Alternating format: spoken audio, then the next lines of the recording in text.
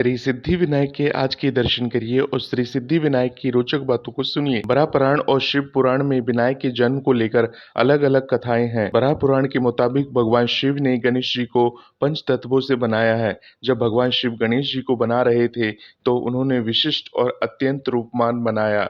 इसके बाद यह खबर देवताओं को मिली। देवताओं को जब गणेश जी के रूप और विशिष्टता के बारे में पता लगा तो उन्हें डर सताने लगा कि कहीं ये सबके आकर्षण का केंद्र ना बन जाए। इस डर को भगवान शिव भी भांप गए थे, जिसके बाद उन्होंने उनके पेट को बड़ा कर दिया और मुंह हाथी का लगा दिया। वही शिव पुराण में कथा इससे अलग है। इसके मुताबिक माता पार्वती ने अपने शरीर पर हल्दी लगाई थी। उसके बाद जब उन्होंने अपने शरीर से हल्दी उपटन उतारी तो उससे उन्होंने एक पुतला बना दिया। पुतले में बाद में उन्होंने प्राण डाल दिए। इस तरह से विनायक पैदा हुए थे। इसके बाद माता पार्वती ने गणेश जी को आदेश दिए कि तुम मेरे द्वार पे बैठ जाओ और उसकी रक्षा करो, किसी को भी अंदर आने मत देना। कुछ समय बाद शिव जी घर आए तो उन्होंने कहा कि मुझे पार्वती से मिलना है। इस पर गणेश जी ने मना कर दिया। शिव जी को नहीं पता था कि ये कौन है। दोनों में विवाद हो गया और उस विवाद ने युद्ध का रूप धारण कर लिया। इस दौरान शिव जी ने अपना त्रिशूल निकाला और गणेश जी का सिर काट डाला। पार्वती को पता लगा तो वो बाहर आई और रोने लगी। उन्होंने शिव जी से कहा कि आपने मेरे बेटे का सिर काट दिया। शिव जी ने पूछा कि यह तुम्हारा बेटा कैसे हो सकता है। इसके बाद पार्वती जी ने शिव जी को पूरी कथा बताई। शिव जी ने पार्वती को मनाते हुए कहा कि ठीक है, मैं इसमें प्राण डाल देता हूँ, लेकिन प्राण डालने के लिए एक सिर चाहिए। इस पर उन्होंने गरुड़ जी से कहा कि उत्तर दिशा में जाओ और वहां जो भी माँ अपने बच्चे की तरफ पीठ करके सोई हो, उस बच्चे का सिर ले आना।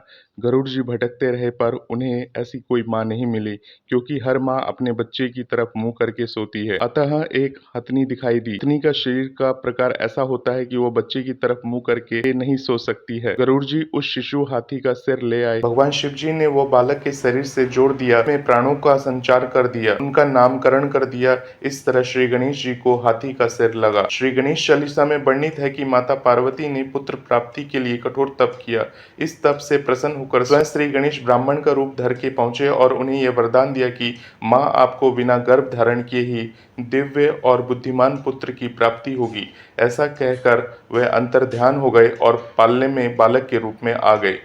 चारों लोकों में हर्ष छा गया। भगवान शिव और पार्वती ने विशाल उत्सव रखा। हर तरफ से देवी देवता, सुर, गंधर्व और ऋषि मुनि देखने आने लगे। शनि महाराज भी देखने आए। माता पार्वती ने उनसे बालक को चलकर देखने और आशीष का आग्रह किया। शनि महाराज अपनी दृष्टि की वजह से बच्चे को देखने से बच रहे थे। माता पार्वती को बुरा लगा। उन्होंने शनिदेव को उलाहना दिया कि आपको यह उत्सव नहीं भाया। बालक का आगमन भी पसंद नहीं आया। सकुचा कर बालक को देखने पहुंचे, लेकिन जैसे ही शनि की किंचित सी दृष्टि बालक पर पड़ी, बालक का सिर आकाश में उड़ गया। उत्सव का माहौल मातम में परिवर्तित हो गया। माता पार्वती विकल हो गई। चारों तरफ हाहाकार मच गया। तुरंत गरुड़ जी को चारों दिशा से उत्तम सिर लाने को कहा गया। गरुड़ जी हाथी का सिर लेकर आए। यह सिर शंकर जी ने बालक के शरीर से जोड़कर प्राण डाले। इस तरह गणेश जी का सिर हाथी का हुआ। तो श्याम भक्तों, ऐसे ही रोचक तथ्यों को सुनने के लिए, गणेश जी की बातों को सुनने के लिए इस चैनल के साथ जुड़े रहें। गणपति महाराज की जय।